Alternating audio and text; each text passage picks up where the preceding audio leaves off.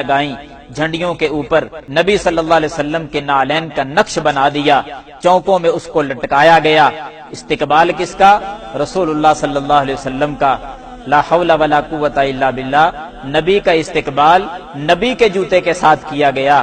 لا حول ولا قوت الا باللہ۔ اس سے آگے بڑھیں، دیکھیں اسی نالین کے اندر نبی صلی اللہ علیہ وسلم کا پاک نام بھی جوتے کے اوپر لکھا گیا۔ صرف نام ہی نہیں، محمد الرسول اللہ صلی اللہ علیہ وسلم بھی جوتے کے اندر لکھا۔ گستاخی کس کو کہا جاتا ہے؟ حضرات آپ اور آگے بڑھیں، اسی نالین پاک کے اندر نبی صلی اللہ علیہ وسلم کا نام بھی، اللہ کا نام بھی، گستاخی یہاں تک پہنچی بسم اللہ الرحمن الرحیم بھی لکھا گیا، لا الہ الا اللہ محمد الرسول اللہ بھی لکھا گیا۔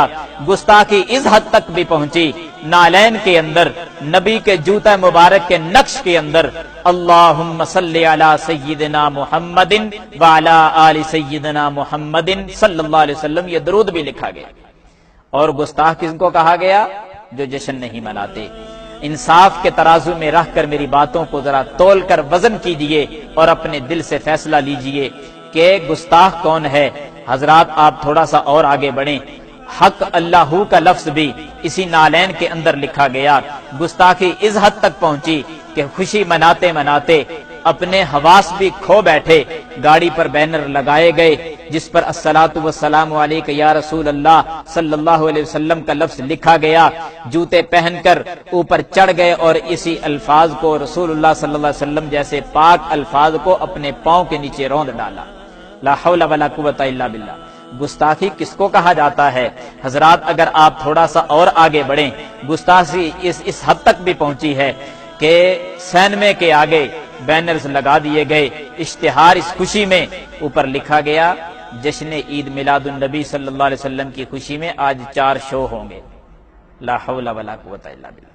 کیک بنائے گئے، نام محمد لکھا گیا، لفظ اللہ لکھا گیا، پھر بڑی بڑی چھری اور چاقوؤں کے ساتھ اس لفظ اللہ کو کاٹ دیا گیا۔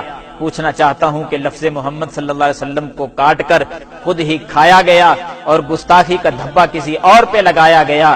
حضرات اگر آپ تھوڑا سا اور آگے بڑھیں تو نبی صلی اللہ علیہ وسلم کی گستاخی اس انداز میں بھی کی گئی کہ نبی کا نام لے کر خوشی یوں منائی گئی کہ لوگ ڈانس کرتے ہوئے نظر آئے۔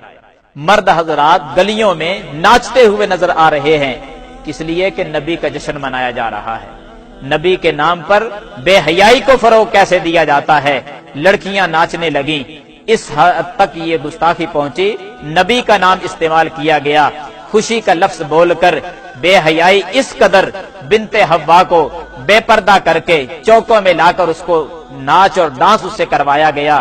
حضرات بنت حوا کی عظمت تو یہ تھی کہ صفا مروہ کی سعی کرتے ہوئے بھی اسلام بنت حوا کو اجازت نہیں دیتا کہ وہ صفا مروہ کے درمیان وہ دوڑنے کی اجازت بھی اسلام نے نہیں دی۔ اس اسلام کے اندر آپ نے کس قدر گستاخی کی کہ بے پردہ عورتوں کو چوکوں میں لا کر اسے ڈانس کروایا گیا۔ گستاخی یہاں تک بھی پہنچی کہ نبی صلی اللہ علیہ وسلم کی گستاخی کرتے کرتے اللہ کی گستاخی پہ اتر آئے۔ کس انداز میں؟ دیکھیں، بیت اللہ نقلی بیت اللہ بنایا گیا، نقلی بیت اللہ بنا کر اور جتنے بھی اولیاء کے دربار ہیں، مزار ہیں، ان کے دربار بنائے گئے اور پھر ایک ریل کی شکل دے کر بیت اللہ جو نقلی بنایا تھا اس کے ارد گرد تمام اولیاء کے مزار بنا کر ان کو گھمایا گیا۔ یہاں تک بینر لگا دیے گئے کہ سوائے ابلیس کے سبھی خوشیاں منا رہے ہیں۔ حضرات یہ جملہ کہہ کر نہ تم نے سیدنا ابوبکر صدیق کو چھوڑا، نہ پیارے فاروق کو چھوڑا، نہ عثمان کو چھوڑا، نہ علی کو چھوڑا، نہ تمام صحابہ کو چھوڑا، نہ ائمہ دین کو چھوڑا، ہر کسی کو تم نے ابلیس اور شیطان کہہ دیا ہے۔ گستاخ پھر بھی وہ ٹھہرے جو جشن نہیں مناتے۔ فیصلہ تم نے کرنا ہوگا، انصاف کے ترازو میں رہ کر ذرا وزن کیجئے اور اپنے دل سے حق کا فیصلہ لیجئے کہ گستاخ کون ہے۔ اللہ تعالی ہم سب کا حامی و ناصر ہو۔ باقی دعوانا الحمدللہ رب العالمین۔